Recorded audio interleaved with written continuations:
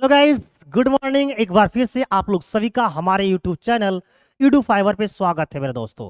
तो दोस्तों, आप लोगों को मैं पिछले क्लास में पढ़ाया था the human I and colourful world. आज मैं उस चैप्टर का एमसीक्यू करने वाला हूं, क्योंकि इस चैप्टर से कम 4 से 5 क्वेश्चन आपके डायरेक्ट बोर्ड के एग्जाम में आते हैं। तो आइए देखते हैं वो बोर्ड के एग्जाम में आने वाले क्वेश्चन क्या हो सकता है। No late no wait. तो ये रहा आपके एग्जाम में आने वाला पहला क्वेश्चन। लगाओ आग पानी में और बनाओ मैथ। नहीं, यहां पर मैथ नहीं, क्या बेटा, फिजिक्स तूफानी में। तो देखिए, पहला क्वेश्चन है कि टिंडल प्रभाव प्रदर्शित करता है। अब बताइए, टिंडल जो इफेक्ट होते हैं वो इनमें से किन की वजह से होती है? प्रकाश के परावर्तन की वजह से होती है, प्रकाश का विक्षेपण की वजह से होती है, प्रकाश के अपवर्तन की वजह से होती है, या प्रकाश की प्रकीर्णन की वजह से होती है? तो मैं दोस्तों आप लोग को थ्योरी की क्लास में बहुत ही बेजोड़ तरीके से बता रखा हूं कि Tyndall effect is related to scattering of light, यानी कि ये जो है वो प्रकाश की प्रकीर्णन की वजह से होती है। तो पहले क्वेश्चन का आंसर हो गया आपका प्रकाश का प्रकीर्णन। ठीक है, चलिए अगले क्वेश्चन पर मूव करते हैं। दूसरा कहता है कि किसी वस्तु का प्रतिबिंब आंख के जिस भाग पर बनता है वह है। आप लोग बताइए, मैं बता रखा हूं कि मानव की आंखों में किसी वस्तु का जो इमेज बनता है वो कहां बनता है। पहला ऑप्शन है कि कॉर्निया पर बनती है। ये तो बिल्कुल गलत है बेटा। रेटिना पर बनती है, पुतली पर बनती है, आयरिस पे बनती है। ना पुतली होगा ना आयरिस होगा बेटा, होगा क्या? रेटिना। मैं आप लोग को बता रखा हूं कि मानव आंख में जो किसी वस्तु का इमेज बनती है वो कहां पे बनती है प्यारे मित्र? रेटिना पे बनती है। और मैं बताना चाहूं तो रेटिना पे जो बना प्रतिबिंब होता है वो होते हैं रियल होते हैं। और कैसे होते हैं प्यारे मित्र? तो इनवर्टेड होता है, इनवर्टेड होते हैं। एंड क्या होगा? तो डिमिनिस्ड होगा मेरे प्यारे भाई। क्या होगा? डिमिनिस्ड होंगे मेरे प्यारे भाई, मेरे चाहने वाले, यानी कि वास्तविक होंगे। है ना, एकदम याद करके जाना, एग्जाम से पहले जरूर पढ़ के जाना। वास्तविक होगा, उल्टा होगा, और कैसे होंगे? तो और होंगे, और कैसे होंगे? तो छोटा। और कैसे होंगे? छोटा। एकदम ध्यान देना है। तो रेटिना पे बना प्रतिबिंब होते हैं वास्तविक होते हैं, छोटा होता है, और कैसे होते हैं? उल्टा होते हैं। एकदम याद देना, एकदम याद रखना, एकदम याद रखना बेटा। जब तक एग्जाम ना हो भूलना मत, क्योंकि तुम नहीं जाओगे चलेगा, लेकिन ये तो पक्का पहुंचेगा। पता है कि तालाब का जल कम गहरा दिखाई देने का कारण क्या है? मैं आप लोग को साफ साफ थ्योरी के क्लास में बताए थे कि बेटा अगर पोजीशन से रिलेटेड क्वेश्चन आएगा तो ना दाएं देखना है, ना बाएं देखना, ना आगे ना पीछे, सीधे देखना है कि रिफ्रैक्शन कहां पर लिखा हुआ है, यानी कि अपवर्तन कहां पे लिखा हुआ है। जैसे भरी हुई बाल्टी का कम गहरा दिखाई देना, पानी से भरी बाल्टी में सिक्के का ऊपर उठा हुआ दिखाई देना। समझ रहे हो मेरी बातों को? पानी से भरी बाल्टी में छड़ का मुड़ा हुआ दिखाई देना, ये सब क्या है? पोजीशन में बदलाव हो रही है। तो पोजीशन में बदलाव, तारे का टिमटिमाना, है ना, ये सब चीजें क्या है? पोजीशन से रिलेटेड है। तो आपको सीधे आंसर देना है अपवर्तन। तो इस क्वेश्चन का आंसर होगा आपका रिफ्रैक्शन, ऑप्शन नंबर सी। और मैंने जितना एग्जांपल जो बोला वो सब का आंसर एक ही है, क्या? वो रिफ्रैक्शन। है ना, भरी हुई पानी से भरी बाल्टी का कम गहरा दिखाई देना, है ना। इसके बाद है क्या है कि पानी से भरी बाल्टी में सिक्के का ऊपर उठा हुआ दिखाई देना, है ना। पानी से भरी बाल्टी में छड़ का मुड़ा हुआ दिखाई देना। ये सब सारा का सारा जो एग्जाम्पल है मेरे प्यारे मित्र, वो सब एग्जाम्पल है रिफ्रैक्शन का। तो क्वेश्चन नंबर 3 का भी आंसर क्या होगा? रिफ्रैक्शन होगा। अगले की ओर बढ़ते हैं, क्वेश्चन नंबर 4 की ओर देखते हैं। कहता है कि श्वेत प्रकाश वर्णक्रम में किस रंग का विचलन अधिक होता है? मैं आप लोग को बताया था जिसका वेवलेंथ थ्योरी की क्लास मेरे प्यारे दोस्त कर लेना जरा सा बढ़िया से मेरा वाला। जिसका वेवलेंथ यानी कि तरंग दैर्घ्य, जिसकी तरंग जो धैर्य होती है, जिसकी तरंग दैर्घ्य कम होगी, जिसकी तरंग दैर्घ्य कम होगी उसका विचलन क्या होगा? उसकी जो विचलन होगी प्यारे मित्र, उसका जो विचलन होगा वो बेटा अधिक होगा। विचलन को बोलते हैं डेविएशन। क्या बोलते हैं? तो मेरे मित्र आप बोलोगे सर उसे डेविएशन बोलते हैं। तो आपको याद होना चाहिए कि वेवलेंथ किसकी कम होती है? तो वेवलेंथ कम होती है वायलेट की। वायलेट बोले तो बैगनी रंग की जो प्रकाश होती है उसकी जो वेवलेंथ होती है वो सबसे कम होगी। तो अगर बैंगनी रंग के प्रकाश की वेवलेंथ कम होगी, इसका मतलब विचलन अधिक होगी। तो हमसे पूछा है किसका विचलन अधिक होगा, हम ढूंढेंगे कि बैंगनी कहां पर है, तो मिल गया मुझे ऑप्शन नंबर डी में। इस प्रकार इस क्वेश्चन का जो राइट आंसर होगा वो हो जाएगा बैंगनी, option number D. Next question की ओर आगे बढ़ते हैं और देखते हैं क्या है। Question number 5। क्वेश्चन नंबर 5 बोल रहा है कि तारे के टिमटिमाने का कारण क्या है। मैंने अभी ही बोला था, प्रीवियस में जो क्वेश्चन बताए थे उस समय बताए थे कि पोजीशन से रिलेटेड जितने भी क्वेश्चन आएंगे सबका आंसर एक ही देना, रिफ्रैक्शन। अब देख लो कि कहां पर रिफ्रैक्शन है। तारे का टिमटिमाना, बेटा तारा टिमटिमा रहा है, इसका मतलब पोजीशन में क्या आ रही है, बदलाव। तो आंसर क्या दोगे, रिफ्रैक्शन। ढूंढो बेटा, ढूंढो ऑप्शन में रिफ्रैक्शन कहां लिखा हुआ है। रिफ्रैक्शन, रिफ्रैक्शन यहां भी लिखा हुआ है, रिफ्रैक्शन इसका यहां भी लिखा हुआ है, यहां भी लिखा हुआ है। तो यहां पर तो लिखा हुआ रिफ्लेक्शन, रिफ्लेक्शन तो आंसर होगा नहीं, रिफ्लेक्शन तो आंसर होगा नहीं, आंसर होगा रिफ्रैक्शन। लेकिन कैसा रिफ्रैक्शन, तो याद रखना एटमॉस्फेरिक रिफ्रैक्शन। तो जो राइट आंसर हो जाएगा बेटा वो हो जाएगा ऑप्शन नंबर सी। ये वायुमंडलीय अपवर्तन के कारण तारे जो है वो टिमटिमाता हुआ आपको नजर आता है।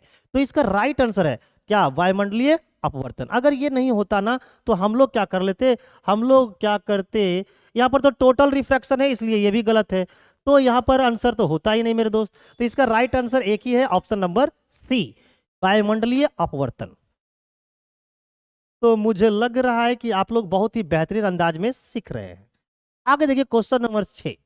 मानव नेत्र के लिए दृष्टि का अस्थायित्व होता है, यानी कि persistence of vision for human eye, यानी persistence of vision of human eye क्या होता है, तो वो होता है 1/16 सेकेंड। यानी कि अगर 1/16 सेकेंड के अंदर किसी वस्तु को यहां से गुजार दोगे तो बेटा एकदम एक अगर कोई वस्तु को हमारी आंखों के सामने से गुजारी जाती है तो उसकी जो इफेक्ट है वो हमारी आंखों पर 1/16 सेकेंड तक मौजूद होता है, उसे ही बोलते हैं परसिस्टेंस ऑफ आई विजन। तो आंसर है एक नॉर्मल आई के लिए, एक नॉर्मल आई के लिए जो परसिस्टेंस ऑफ आई विजन है वो कितने हैं, 1/16 सेकेंड। नॉलेट नोवेट, लगाओ आग पानी में, बनाओ बनाओ न्यूमेरिकल नहीं, बनाओ क्या, एमसीक्यू तूफानी में। पता है कि निकट दृष्टि दोष में किस लेंस का प्रयोग किया जाता है। तुम पहले मुझे यह बताओ कमेंट बॉक्स में टाइप करके कि निकट दृष्टि दोष में तो पूछ दिया गया है फिर किस लेंस का प्रयोग किया जाता है। तुम पहले ये बताओ मुझे कि निकट दृष्टि दोष में जो व्यक्ति होते हैं वो किसको देखते हैं और किसको नहीं देख पाते हैं। याद रखना मेरे दोस्तों, निकट दृष्टि दोष वाले व्यक्ति यानी जो मायोपिया से जो ग्रसित व्यक्ति होते हैं वो क्या करते हैं मेरे दोस्त, नियर, नियर का मतलब होता है निकट और फार का मतलब होता है दूर। तो नियर कट को वो देखता है, फार को वो नहीं देखता है। और ऐसे जो व्यक्ति होते हैं उनकी जो आंखों में जो ग्लास लगे होते हैं यानी जो चश्मा लगा होता है उसमें यूज करते हैं कॉनकेव लेंस, कॉनकेव लेंस यानी कि अवतल लेंस। अवतल लेंस के चश्मे का उपयोग किया जाता है निकट दृष्टि दोष को दूर करने के लिए। तो अब यहां देखते हैं कि अवतल लेंस कहां पे है, मुझे दिख गया है ऑप्शन नंबर ए में। Option number A is the right answer of this question my dear student. चलिए अगले क्वेश्चन की ओर मूव करते हैं और देखते हैं अगला क्वेश्चन क्या है।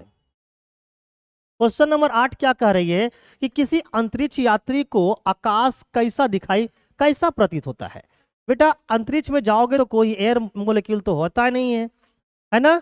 तो अंतरिक्ष में जब चले जाओगे तो आपको जो आकाश होगा वो कैसा दिखाई देगा, तो देख लेते हैं कैसा दिखाई देगा। तो कहां पर काला है, काला काला, जब कोई रंगे नहीं रहेगा तो बेटा कैसा दिखाई देगा, काला। तो याद रखना कि अंतरिक्ष यात्री को अंतरिक्ष में जो आकाश होती है ना वो काला दिखाई देता है। क्या दिखाई देता है, काला, यानी कि ऑप्शन नंबर बी। ये सब प्रीवियस एग्जामों का पूछा हुआ क्वेश्चन है, ये प्रीवियस एग्जामों का क्या है, पूछा हुआ क्वेश्चन है मेरे डियर स्टूडेंट। क्वेश्चन नंबर 9 की ओर बढ़ते हैं और देखते हैं क्या कह रहा है। कहता है कि नेत्र द्वारा किसी वस्तु का कैसा प्रतिबिंब बनता है। मैंने अभी थोड़ा देर पहले बता दिया था कि नेत्र द्वारा किसी वस्तु का जो इमेज बनता है, हमारी आंखों के द्वारा जो किसी वस्तु का जो इमेज बनते हैं मेरे दोस्त वो बनते हैं रियल। कैसे बनते हैं, रियल बनते हैं। और रियल जितने इमेज होते हैं सबका सब कैसे होते हैं, इन्वर्टेड होते हैं। तो रियल इन्वर्टेड होंगे एंड क्या होगा, एंड डिमिनिज्ड होंगे। क्या होंगे? डिमिनिज्ड, डिमिनिज्ड होंगे, यानी कि बनेगा कैसा? वास्तविक, उल्टा और छोटा बनेगा। और ये बनता कहाँ है मेरे दोस्त? तो ये बनता है आंख के रेटिना पे, ये बनता है आपको रेटिना पे। तो ये कहाँ बनते हैं? रेटिना, यानी जिसे बोलते हैं हम लोग, रेटिना को क्या बोलते हैं पता है किसी को? रेटिना को बोलते हैं दृष्टिपटल। क्या बोलते हैं? दृष्टिपटल, यानी कि वास्तविक, उल्टा और वस्तु से छोटा बनता है। अब देख लेते हैं कहां पर लिखा हुआ है वास्तविक, उल्टा और बड़ा। ये तो ऑप्शन नहीं होगा। काल्पनिक, सीधा और छोटा, काल्पनिक तो बनता ही नहीं है। काल्पनिक, उल्टा, काल्पनिक तो बनता ही नहीं। वास्तविक, उल्टा और छोटा, option number D is the right answer. Option number D is the right option. तो जब आप जानोगे ना, जब आपको थ्योरी का नॉलेज रहेगा मेरे प्यारे मित्र, तो आप मेरे जैसा ही क्या करोगे? ऑप्शन को इलिमिनेट करके हटा दोगे, तो जो बच जाएगा वो आंसर अपने आप निकल कर आ जाएगा। ऐसा तभी हो पाएगा जब आप मन से थ्योरी को पढ़िएगा तब। क्लियर है? आगे बढ़ूं। क्वेश्चन नंबर 10 में कहता है कि किस रंग का विचलन न्यूनतम होता है? विचलन कम किसका होगा? अभी मैंने अधिक के बारे में बताया था, थोड़ी देर पहले अधिक के बारे में बताया था। तो अधिक के बारे में जब पूछा था तो मैंने बताया था कि अधिक होता है बैगनी का। ये अधिक किसका होता? तो बैगनी का। क्यों बैगनी का अधिक होता है? क्योंकि इसकी तरंग जो धैर्य होती है वो क्या थी? कम होती है। तरंग दैर्घ्य कम होने की वजह से जो बैगनी रंग के प्रकाश होते हैं उनका विचलन अधिक होता है। तो जिसका तरंग दैर्घ्य क्या होगा? अधिक होगा, उसका विचलन कम होगा। तो भाई विचलन कम किसका होगा? रेड का, क्योंकि रेड का वेवलेंथ यानी कि तरंग दैर्घ्य बहुत ज्यादा होता है। तो वेवलेंथ ज्यादा होता है इसलिए उसकी विचलन कम होगी। तो आंसर क्या होंगे? ऑप्शन नंबर ए, रेड हो जाएंगे। ठीक है। क्वेश्चन नंबर 11 कहता है निम्न में से कौन नेत्र का रंगीन भाग होता है? हमारे आंखों में जो रंगीन भाग होता है वो कौन होता है? तो वो नेत्र में जो रंगीन भाग होता है उसे बोलते हैं परितारिका, है ना? क्या बोलते हैं? परितारिका। ये है कलर पार्ट ऑफ आई। क्या है मेरे दोस्त को? तो याद रखना, कलर पार्ट ऑफ आई। आपकी आंखों का रंगीन भाग कौन होता है? कलर्ड पार्ट ऑफ आई। क्या कहलाता है? तो आइरिस कहलाता है, यानी कि परितारिका कहलाते हैं। क्लियर हो गया? आगे बढ़ते हैं। क्वेश्चन नंबर 12 क्या बोलता है कि वायुमंडल में प्रकाश के किस वर्ण का प्रकीर्णन अधिक होता है? प्रकीर्णन किसकी अधिक होगी? यानी स्कैटरिंग किसकी अधिक होगी? जिसकी वेवलेंथ कम होगी, है ना? वेवलेंथ यानी कि तरंग दैर्घ्य, एकदम सीधे रिलेट कर लो किसी ना किसी चीज से। जिसकी तरंग दैर्घ्य क्या होगी बेटी? क्या होगा बेटा? अधिक। अधिक मतलब प्लस। जिसकी तरंग दैर्घ्य अधिक होगा उसकी स्कैटरिंग कम होगी, है ना? उसकी जो अगर जिसकी तरंग दैर्घ्य देखो यहां पर दे देता हूं मैं, जिसकी तरंग दैर्घ्य क्या होंगे? अधिक, उसकी जो स्कैटरिंग होगी यानी कि प्रकीर्णन होगा, प्रकीर्णन, जिसकी जो प्रकीर्णन होगी, एक तरफ स्कैटरिंग कर दिए, एक तरफ क्या कर दिया मैंने? तरंग दैर्घ्य। अगर तरंग दैर्घ्य अधिक है तो स्कैटरिंग कम होगा, और अगर तेरा तरंग दैर्घ्य कम है तो स्कैटरिंग ज्यादा होगा। अब तुम ही लोग बताओ किसका तरंग दैर्घ्य अधिक होता है? आप बोलोगे सर लाल का। तो लाल का तरंग दैर्घ्य अधिक होता है इसलिए उसकी स्कैटरिंग क्या होगी? कम होगा। तो किसकी स्कैटरिंग कम होगी? लाल की। और अगर अधिक बोलेगा तो तरंग दैर्घ्य किसका कम होता है? तो आप बोलोगे सर बैगनी का। तो बैगनी का तरंग दैर्घ्य कम होगा, कम होता है, इसका मतलब इसकी प्रकीर्णन क्या होगी? ज्यादा होगी। तो आपसे पूछा गया है क्या? अब हम लोग देख लेते हैं क्या पूछा गया है। तो हमसे पूछा गया किस वर्ण का प्रकीर्णन अधिक होगा? तो प्रकीर्णन अधिक होगा किसका? बैगनी का। अब देख लो बैगनी कहां पर है? तो बैगनी तो है नहीं, तो हम लोग नीचे से चलेंगे, VIBGYOR। अगर बैगनी नहीं है तो इंडिगो होना चाहिए। इंडिगो का मतलब होता है जामुनी, जामुनी भी नहीं है तो अब क्या होगा? ब्लू, है ना? ब्लू कहां पर है? नीला। तो अब मेरा आंसर हो जाएगा ऑप्शन नंबर बी।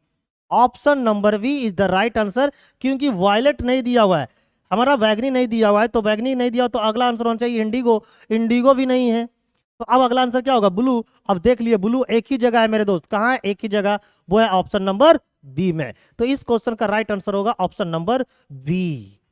बी होंगे मेरे मित्र, मेरे चाहने वाले, मेरे भाई।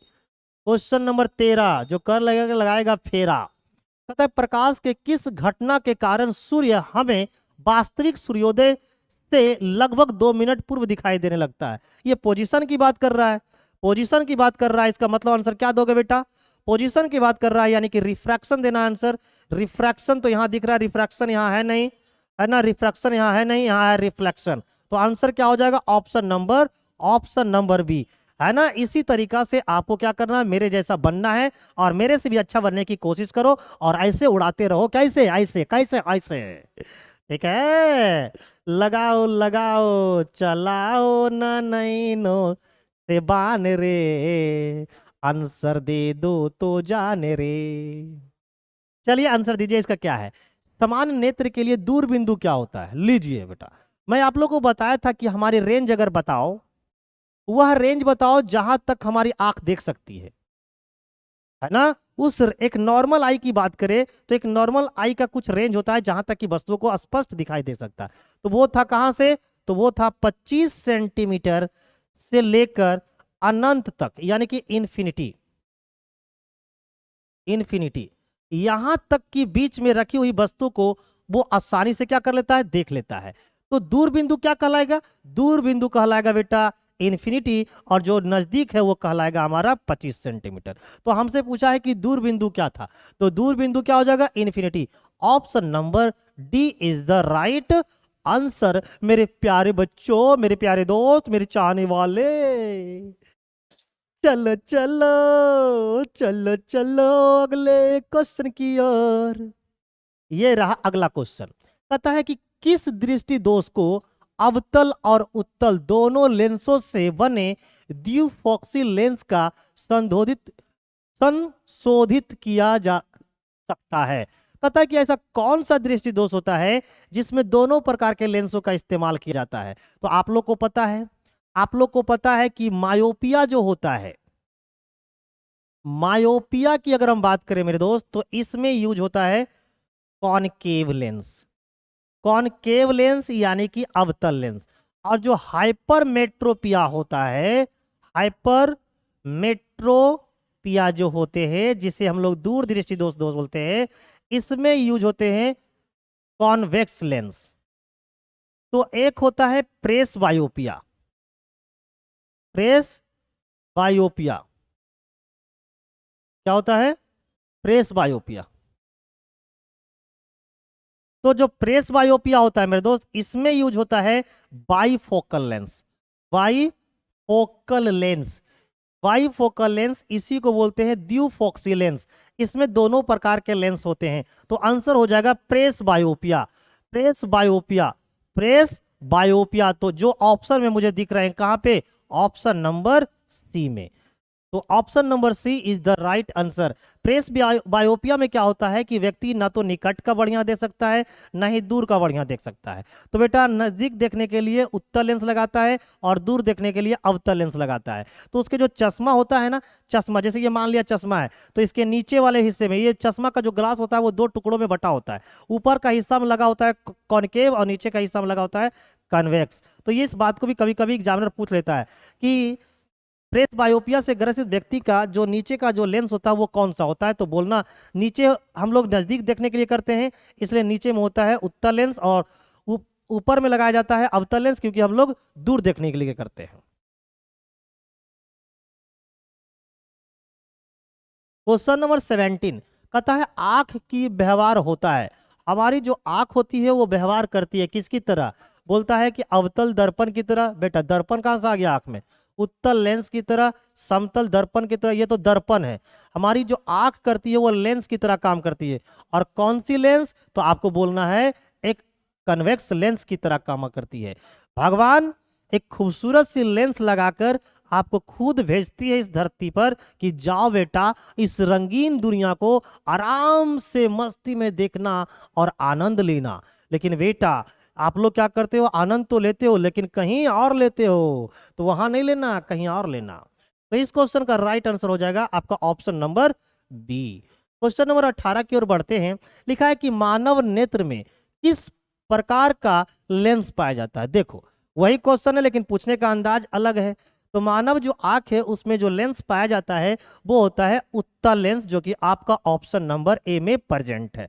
तो इस क्वेश्चन का राइट आंसर हो जाएगा ऑप्शन नंबर ए।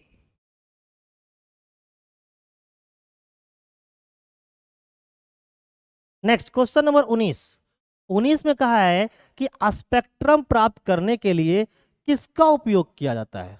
बताओ, हमें स्पेक्ट्रम प्राप्त करने के लिए प्रिज्म का इस्तेमाल करते हैं, है ना। ये देखो, है ना, ये हमारी व्हाइट लाइट आती है।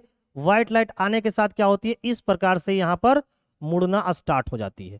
तो स्पेक्ट्रम, जबकि इस व्हाइट लाइट को इस तरह से चले जाना चाहिए था, ठीक है ना। तो स्पेक्ट्रम प्राप्त करने के लिए हम लोग प्रिज्म का इस्तेमाल करते हैं। किसका इस्तेमाल करते हैं मेरे प्यारे भाई? प्रिज्म का। और प्रिज्म ये जो बना होता है वो किसका बना होता है? ग्लास ब्लॉक का बना होता है।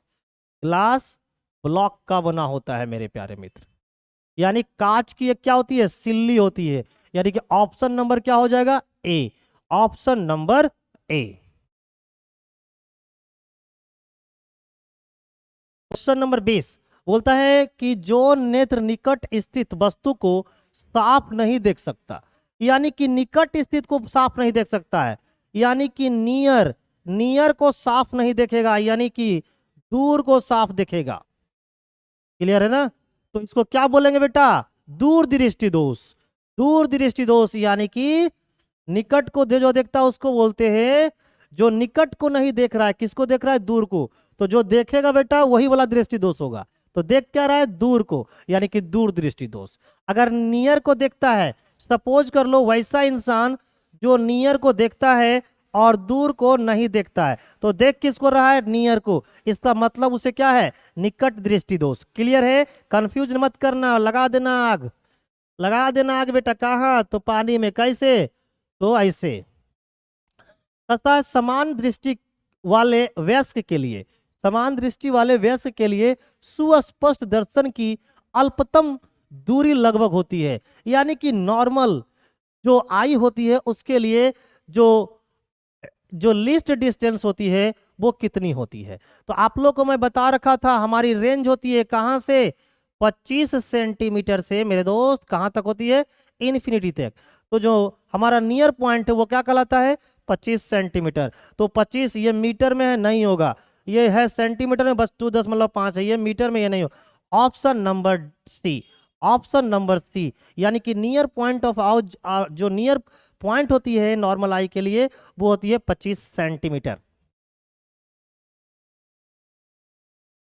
क्वेश्चन नंबर 22 कहता है आंख के लेंस की वक्रता त्रिज्या को नियंत्रित करती है। हमारी जो आंख होती है, आंखों में लगी होती है लेंस। इस प्रकार के हमारे आंखों में लेंस पाई जाती है। और ये लेंस कौन सा होता है? तो होती है कॉन्वेक्स लेंस। तो इस लेंस की जो रेडियस होती है, इस लेंस की जो रेडियस होती है प्यारे मित्र, इस लेंस की जो रेडियस होती है उसे कंट्रोल कौन करता है? ये आपसे पूछा गया है। इसे कंट्रोल कौन करता है? तो आपका आंसर होगा सिलियरी मांसपेशियां, यानी कि सिलियरी मसल्स। ये क्या करती है कि हमारी आंखों की जो लेंस होती है ना उसकी रेडियस को कंट्रोल करने का काम करती है। यानी आंसर हो जाएगा आपका सिलियरी मसल्स, ऑप्शन नंबर ए।